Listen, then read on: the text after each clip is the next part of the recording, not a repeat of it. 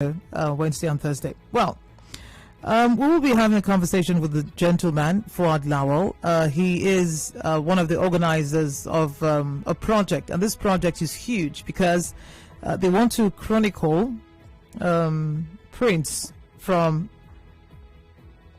January 1, 1960 to December 31, 2010. The newspapers in Nigeria that have been published, the number of days, 18,627 days of newspapers. That's the project they're working on. And I have him on the phone. He's going to tell us exactly why they're doing this and what they have found out. And perhaps some of the stories that they've come upon, or come across that have made some impact, and of course, maybe further giving credence to the work that they're doing. Last time I checked, they aren't teaching history in schools anymore. So for me, this is a very important conversation. Good morning, Fuad. Thank you for joining us on Nigerian Info. Good morning, Emma. Hi. I'm good. How is your half public holiday, half working day going? No, we're working. We're working. How is it where you are? Yeah, it's good. Lagos is fine. Lagos is mostly quiet. People are pretending to fall sick, so they're not going to work. Oh, wow. You don't have a job, you beg for a job. You get a job, you just want a holiday, right? Right. I know. Right. All right, so let's talk about this ambitious project of yours. How did the idea come to you? Okay. Between 2016 and 2020, I worked full-time as a reporter in different capacities. And I found that whenever we wanted to write stories about things that were happening, naturally, as journalists, the first place to go to research for most people, if they're not asking actual people, is to go to Google and research. And Google is a searching engine. Google gives you the best possible answers that you can find on the internet. Most of those answers tend to be more recent. And you find that what we tend to write over and over again is stories that tend to lack a lot of context, right? Especially when you think about the fact that the bulk of Nigeria's history is not even on the internet, right? Because while Nigeria was progressing, while we were moving to the internet, we did not move to the internet with things that were offline, right? So there's a huge context of Nigeria that is completely missing simply because we have not seen them online, right? And the question started as, okay, if we had to dig through and find stuff, where is the best place to start? Where is the place where we can find all kinds of information about Nigeria? And the first thing that came to mind was daily newspapers, because a journalist has one job, and it's to find a story, whether it is mundane, whether it is magnificent. That's a journalist's job, right? So, the next question I'm asking was, okay, Nigerians, we always say, Nigerians, we don't document, we don't do this, we don't do that. And I stumbled on the library by pure serendipity. And I found that this was a library in Sokoto, by the way. I found that they had newspapers from the 80s, and I asked, I was like, is this a normal thing, or is this a Sokoto thing? And they're like, no, every national library in Nigeria has old newspapers. Okay. Right.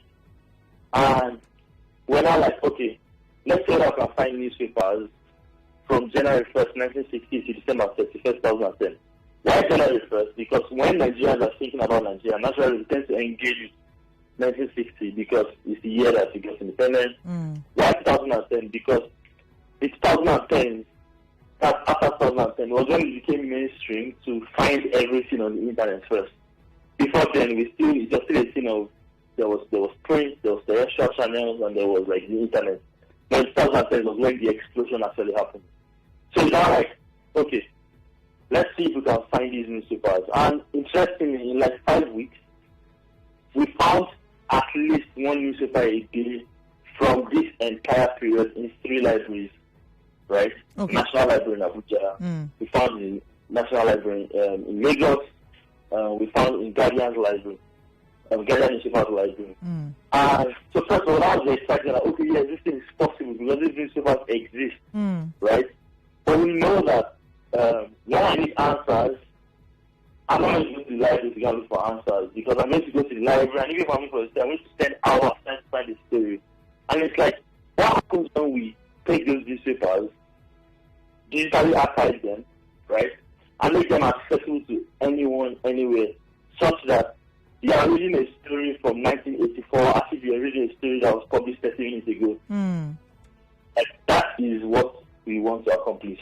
Okay. Right? So hold on. So I would like to know the names of the papers that you got from maybe 1960. Did you get any from 1960 yet?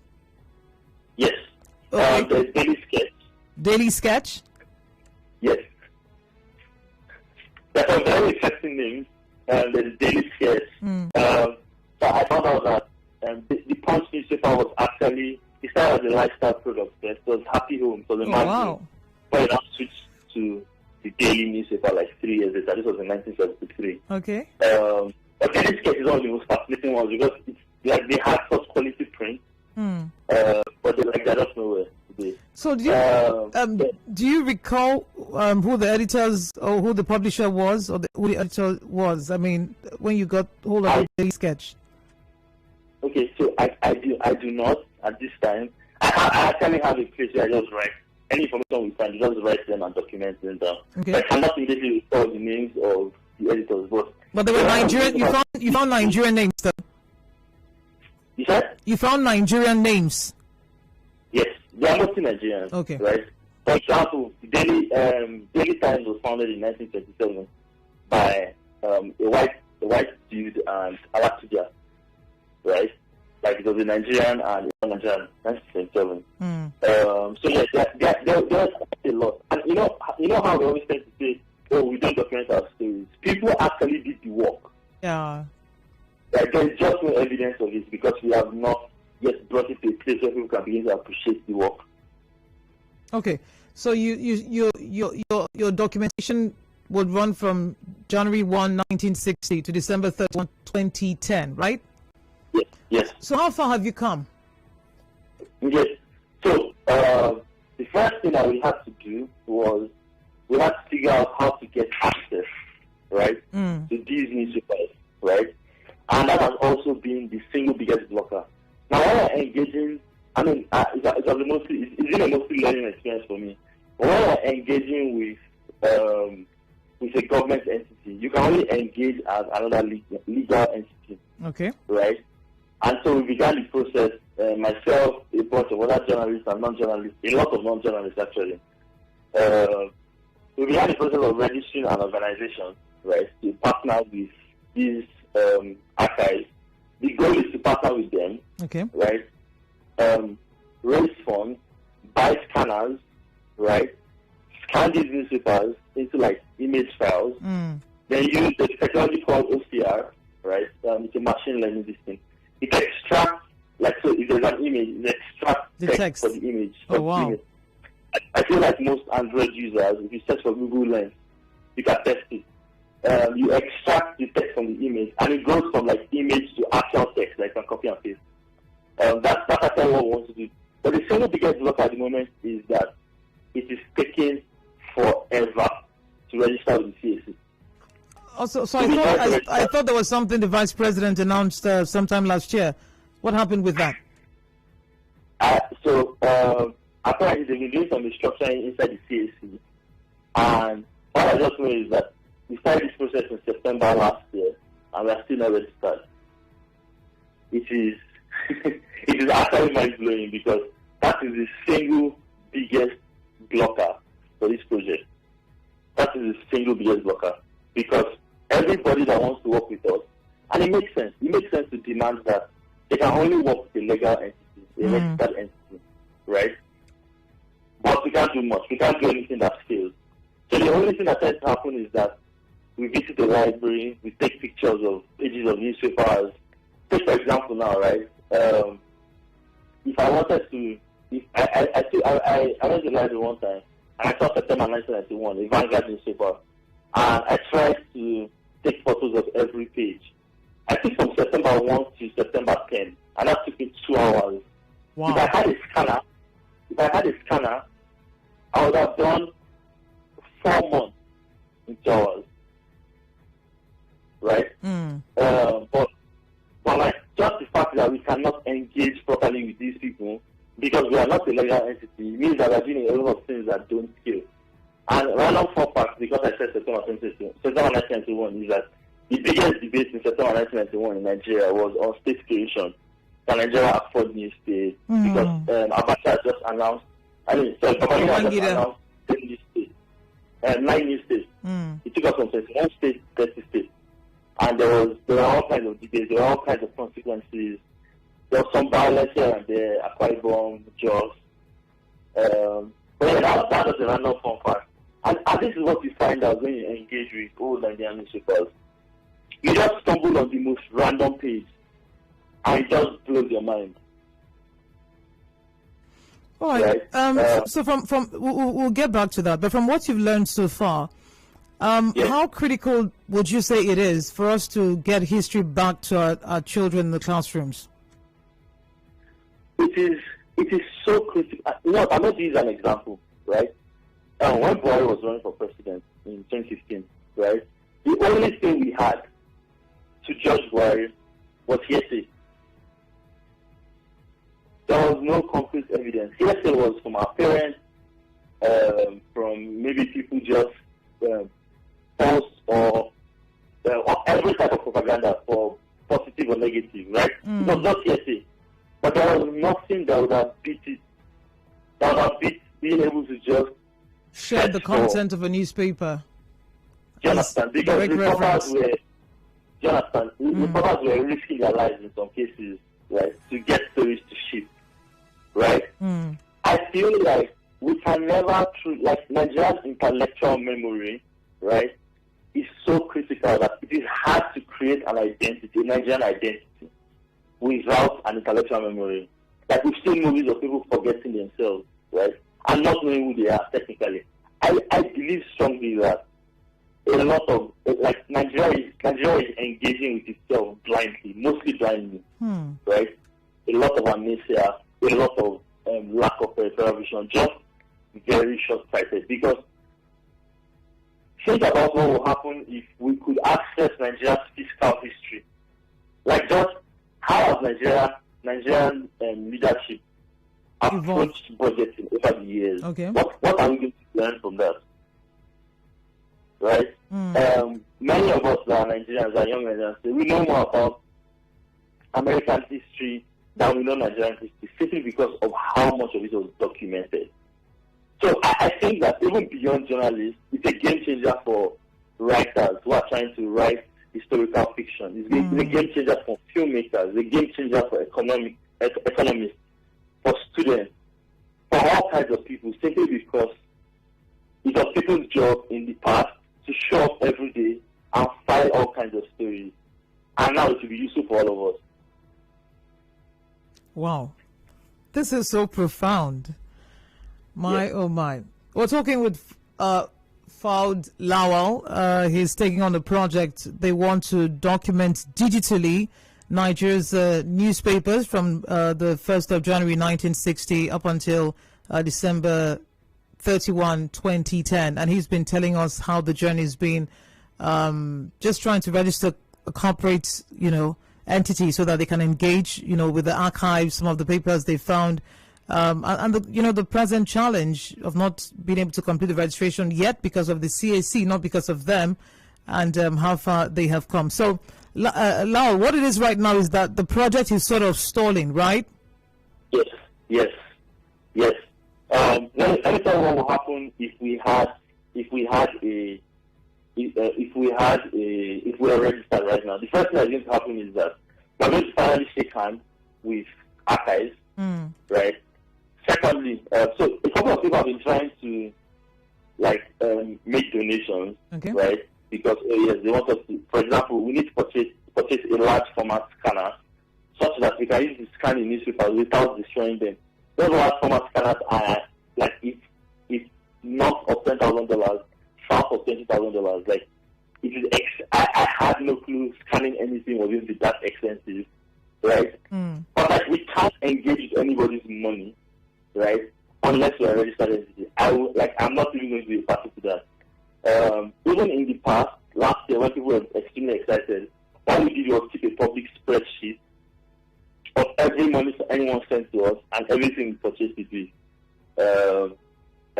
In fact, the spreadsheet has like Uber trips in them, right? So the biggest thing I would change is if we were registered today, we are going to actually begin to engage with the archives. There are a lot of interesting partnerships that are going to happen across big tech, across like financial institutions, because they know that this is extremely important. For them, it's CSR.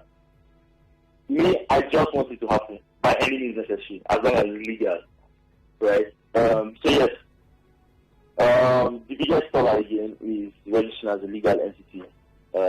I'm learning the very hard way. All right. We have to play commercial right now. We'll reconnect with you, find out about your teammates, and now that you're here, almost maybe 6 or 9 months after you started, excitedly about this project, what is likely to change? We'll reconnect with you. Please stay tuned. Okay. Connect with your customers.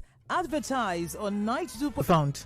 We're Nigerian for Port Harcourt. The lines will open after the commercials, and we'll get Fawad back on the phone. Connect with your customers. Advertise on 92.3 Nigeria Info.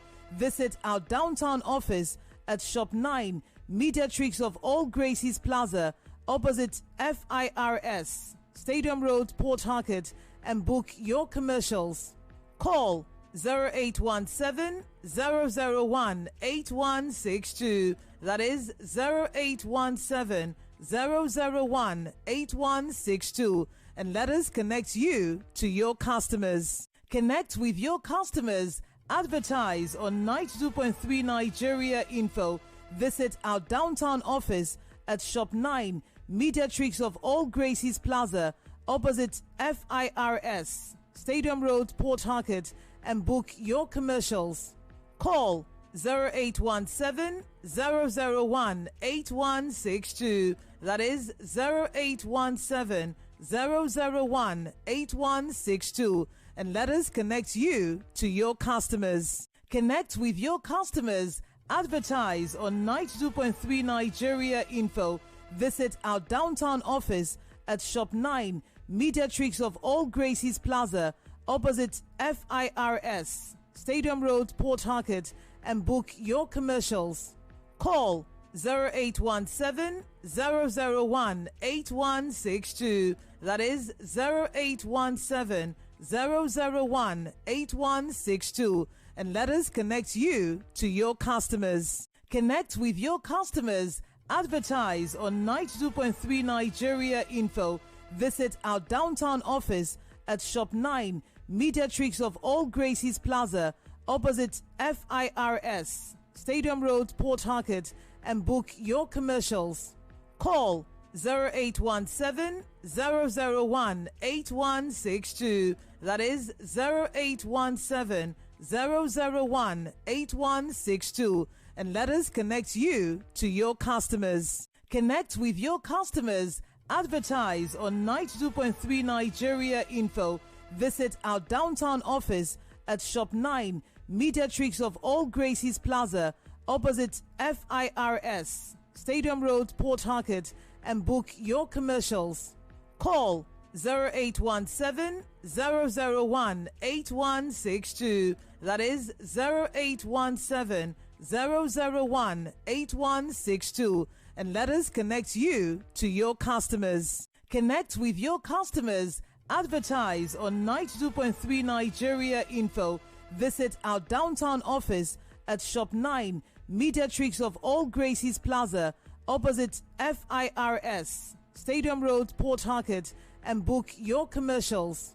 Call 0817 001 8162. That is 0817 001 8162. And let us connect you to your customers. Connect with your customers. Advertise on 92.3 Nigeria Info. Visit our downtown office at Shop 9, Mediatrix of All Gracies Plaza, opposite FIRS, Stadium Road, Port Harcourt, and book your commercials. Call 0817 001 8162. That is 0817 001 8162. And let us connect you to your customers. Connect with your customers. Advertise on 92.3 Nigeria Info. Visit our downtown office at Shop 9, Mediatrix of All Gracies Plaza, opposite FIRS, Stadium Road, Port Harcourt, and book your commercials. Call 0817 001 8162. That is 0817 001 8162. And let us connect you to your customers. Connect with your customers. Advertise on 92.3 Nigeria Info. Visit our downtown office at Shop 9, Mediatrix of All Gracies Plaza, opposite FIRS, Stadium Road, Port Harcourt, and book your commercials. Call 0817 001 8162. That is 0817 001 8162. And let us connect you to your customers. Connect with your customers. Advertise on 92.3 Nigeria Info. Visit our downtown office at Shop 9, Mediatrix of All Gracies Plaza, opposite FIRS, Stadium Road, Port Harcourt, and book your commercials. Call 0817 001 8162. That is 0817 001 8162. And let us connect you to your customers. Connect with your customers. Advertise on 92.3 Nigeria Info. Visit our downtown office at Shop 9, Mediatrix of All Gracies Plaza, opposite FIRS, Stadium Road, Port Harcourt, and book your commercials. Call 0817 001. Gone past 8 o'clock. This is such an amazing work, and I am blown away by it already. Fuad Lawal is his name. Used to be a journalist, but now he's working with a team. And what they want to achieve, which I believe they would eventually, is to archive newspapers from January 1, 1960 to December 31, 2010. Now, I'm just thinking about it, the enormous time that people have to spend going through newspapers when they want to do research, either in the university library, the national library, or a state library. All that, you just sit in the comfort of your house, log onto the website, and you just move from page to page. And then also, there are many things that, were told us that are lies. I mean, pure lies that our fathers and forefathers told us. They handed it down. Some of us have handed it down to our kids. All those will just be auto-corrected. I'm not even joking. But imagine being able to teach children, primary school children, Nigeria's history, and they can see the newspapers. That's also another way to even reintroduce them to reading. They're not going to read the hard copies. They're going to read it online. I mean, this is just so profound. We'll get back to Fuad on the phone, but 0817-923-0002, 0817-923-0003, 0817-923-0009. Feel free to calling to contribute to the conversation. For you, what would be the most important part of this work when it eventually comes alive? So Fuad was editor-in-chief and head of content at techcabal.com and zikoko.com. For those of you who know, you know. Before then, he was a reporter at Pulse NG.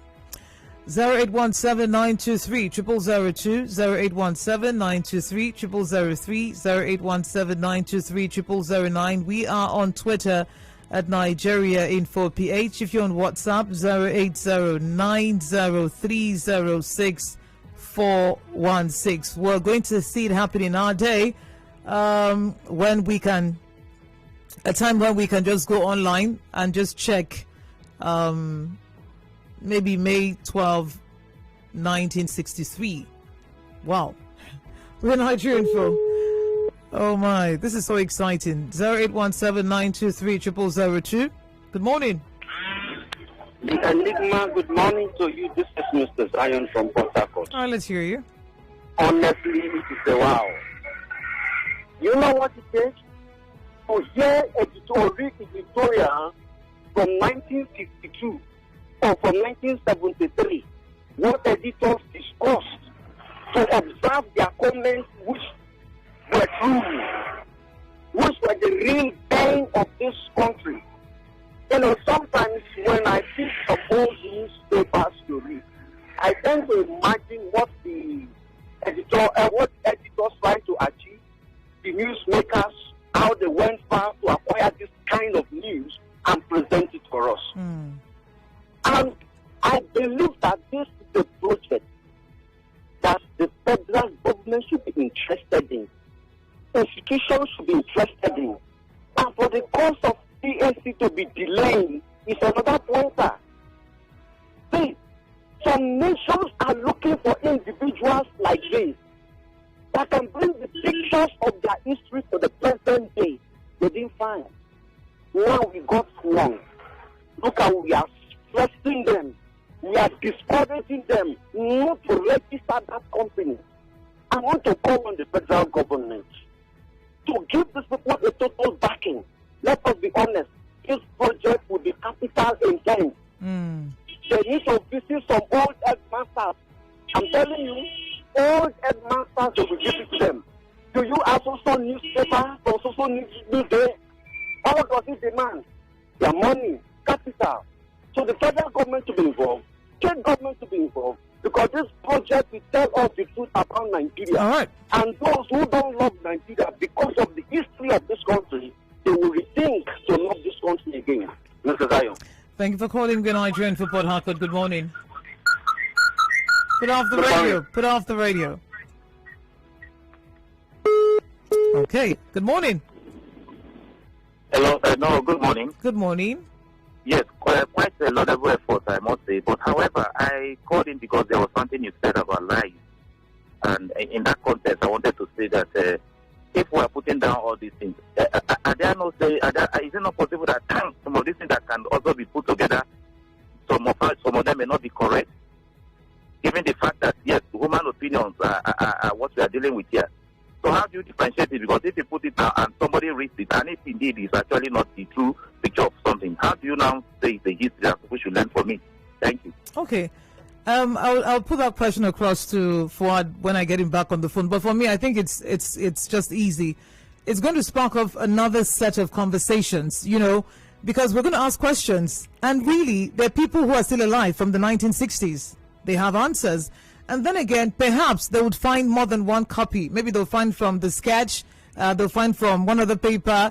I know that in the West, they had lots of newspapers. So if you find 2, 3, 4 versions and there's some things that are consistent, I'm sure that will be highlighted as well.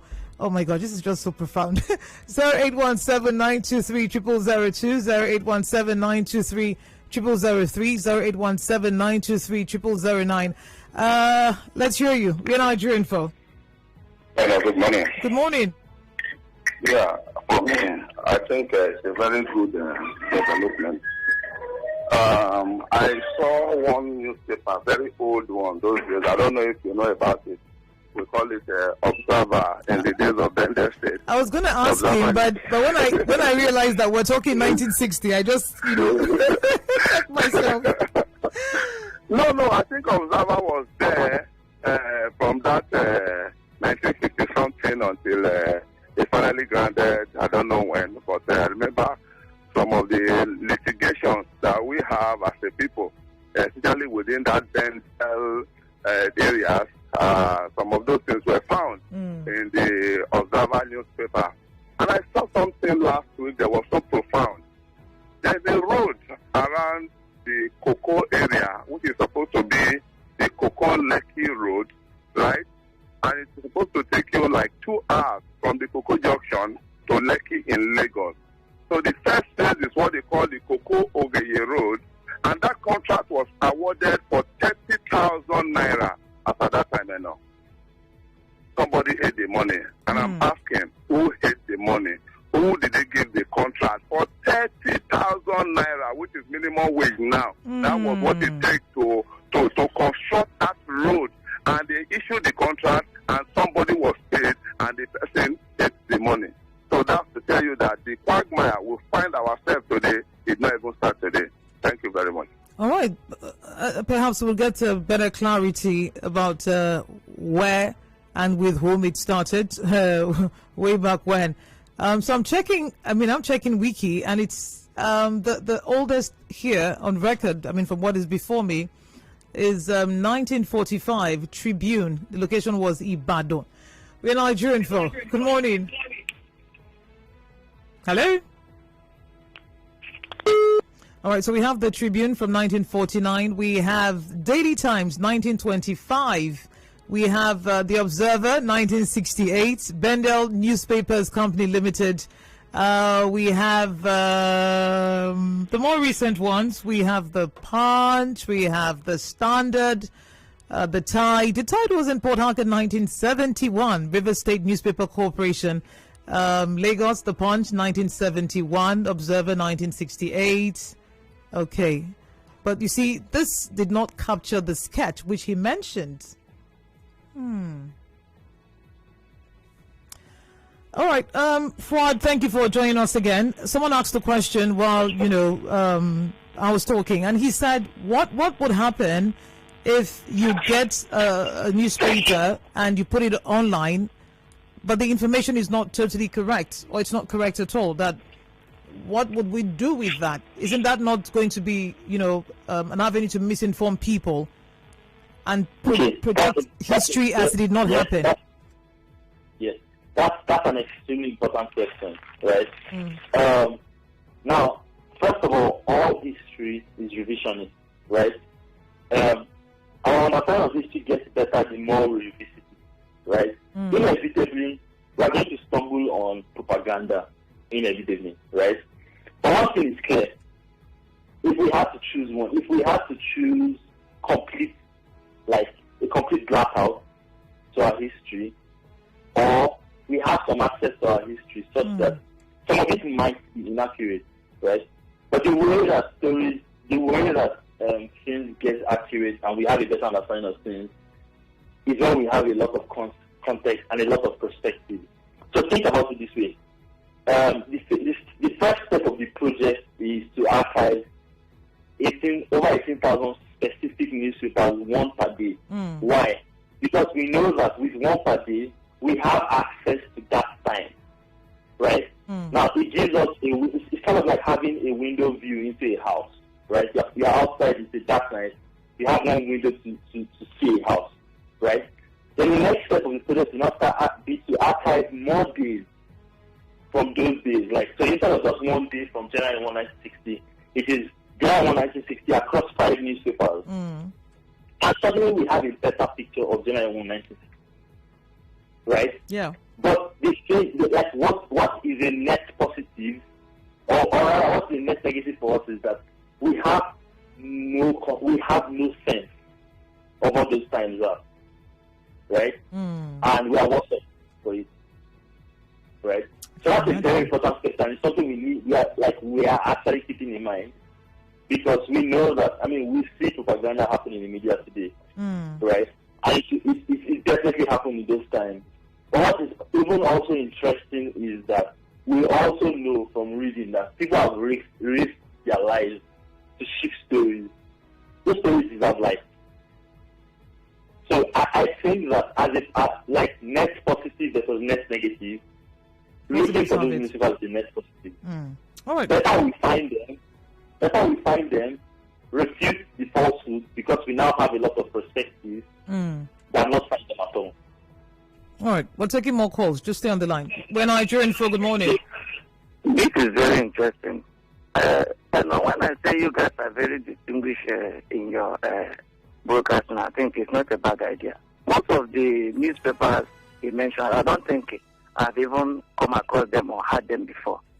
Because, like when I was growing up, and my secondary school which I attended, from my JS1 till I finished, we have not come across anything like a history.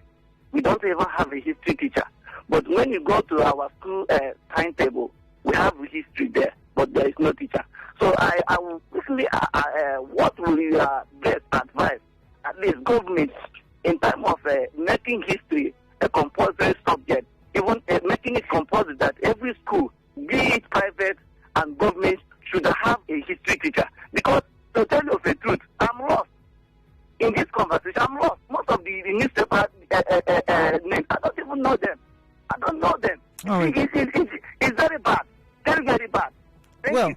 thank you. That's why we're having this conversation. And again, you joined the party late because he had talked about the relevance of, bringing history back to the classrooms, to our children.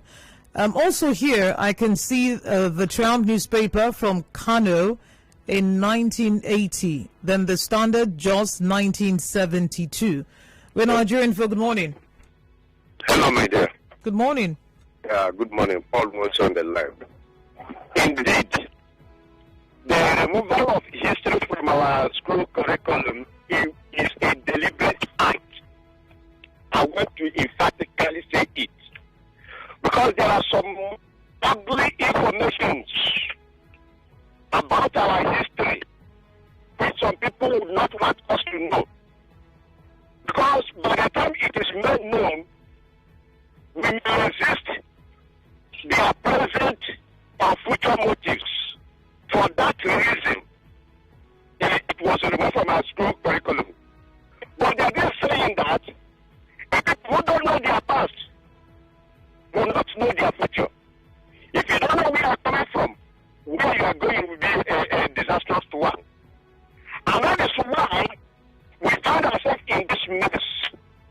Even when some of us who have clearer pictures of what the past were and how it played out, come out unaided, out of artifacts. This morning, this man in this PVC hangout, that is all quoted Dogo Yellow left now. When they overthrew a government, the reasons they overthrew that government exactly what is playing out today. Yet we cannot. Thinking that history will not repeat itself when we forget history. That just is something. All right. Today, tomorrow, future. History will repeat itself when history is forgotten. And when we could not hit to reach for whatever reason. I think we don't see it. Thank you. My name is Paul Wonsu. All right, thank you, Paul, for calling. We're Nigerian for good morning. Hello, good morning. I'm Patrick. What this young man is trying to do is spectacular. And to me, I would say this is going to cause a whole lot of revolution in Nigeria. You think so? Reason being that... Hello? Yeah, go on. Yeah, it's going to cause a whole lot of revolution in Nigeria. Reason being that it's going to unearth a whole lot of kind of ones. And I would advise, if it's possible for them to do it without the involvement of the government, reason being that there's a reason why the government take away history from the schools. There's a reason why they don't want people to know what has happened. And if these guys are poised to make this come to light, there might be some resistance from the government, because it's going to expose a whole lot of corruption. It's going to expose a whole lot of people in power now and people that have been in power. So it is something they can do independently. If they can get support independently outside of the government, because this becomes a tool in the hand of every Nigerian. So they know what is happening in the country. Young minds understand the journey that the forefathers have gone through. They're the fathers of Nigeria, the pioneers of Nigeria. They understand what they've gone through. They understand the vision that they had for the country, and they understand where we are now. So I think this is spectacular. At least they should keep the government out of it, because once the government comes in, this will be politicized. Some of those news will be edited out. They'll say the ones that will not be good for national security, and the ones that should be okay for national consumption. So I think they should work independently and let us have a good job. I really appreciate what you guys are doing. Thank you very much. All right, thank you for calling. How would you respond to that, Fuad? That is, so he called it spectacular. I'm telling you what he says is spectacular, right? Now, first of all, this entire project is not going to be funded, not just by the government. It's not going to be funded by any one individual. It's going to be completely crowdsourced. And where possible, we intend to keep a public register of everybody that has worked on this project. Because we're thinking of it like an open library, right? But the thing is that despite the fact that we do not want funding from any one source, from any government or anything, we also understand that the people with access to the newspapers, right, are the national libraries. And I'll explain the interesting thing about that. Now, one of the things that we inherited from the British was a requirement that the newspapers have to send a copy of their newspaper to the library in their state. Basically what that means is that simple act of legislation means that every newspaper that's ever been published sends a copy to the library every day, and that's why it's collected. That legislation is the reason why it's collected. And that means that more than any other body in this country, they have the most access, right? But still, because we are more focused on doing this by any means necessary, right? We actually have some volunteers, because we have over 200 volunteers right now. We have a volunteer who is a student in a university in Canada. Okay. And these universities in Canada, they have archives, scanned archives of even Nigerian newspapers. Wow. So for us, it is we are currently speaking to people who have worked in the British Library in the past. Pretty much. So think about it this way, right? We have an objective. We want to archive newspapers, whether this by any means necessary. We do not even have the way we are approaching it is that is one where we do not even have the power. We that are working on it, we do not have the power to edit stories, right? Because these things are scanned. You can see it yourself. When we first started talking, the question was, are we going to archive just stories that are relevant? Are we just going to archive only stories? And we're like, no, we're going to archive every story, every ad. So, for example, you get big brands you've never even heard of, right? I think about thinking a lot of just the extremely political, but there are some actual other basic things, like just how we perceive each other as people, right? Social and cultural issues, interactions, yeah. Exactly, right? There's a newspaper column from, I think it's actually the Daily Sketch. I can't remember, one of those newspapers. And I just stumbled on it, and the newspaper column was about women. All the people that were writing in that column were men. And one of the stories in that column said, the women deserve an education. Wow. I'm like, what? But what archiving those things does for us is, okay, this is how people were thinking in this time. What has changed now? Yes, exactly. Okay, hold on, Fuad. My colleague is here. He wants to talk about the history being, taking out the school curriculum. He said that's not the case. Yes. Hold on. Okay. Of course, good morning. I noticed lots of people were talking about history no longer in schools, the government perhaps, purposely taking out history. Now, I'll tell you, that's not actually the case. We still have history on the curriculum, most especially for secondary schools. But the problem is, we do not have qualified teachers to teach them anymore. People are no longer interested in history. And let me tell you how far back it goes. Now, in the 90s, also when I was in the secondary school, we were not interested in history. Because it was about copying notes? Yeah, it was so copious and so long. They're telling us about the Ekiti-Parapo wars. They're telling us about perhaps... They couldn't situate it. Yeah, there were lots of things. And, for young kids then, we didn't find that interesting. Now, in a school of, maybe for a set of about 60 or thereabouts, only 5 people were in the history class eventually. I remember the day the history teacher came to school and he was so angry. After all I've done for you, why? Some people now did not register it for the SSCE. Oh. He wasn't happy. So you see, kids do not find it they don't find it that interesting. Then over the years, imagine, like I said, in the 90s, we then in secondary school were not interested in history. So tell me, how many people do you think officially read history anywhere? And for those who perhaps have studied history in the university, are they actually, pushing what?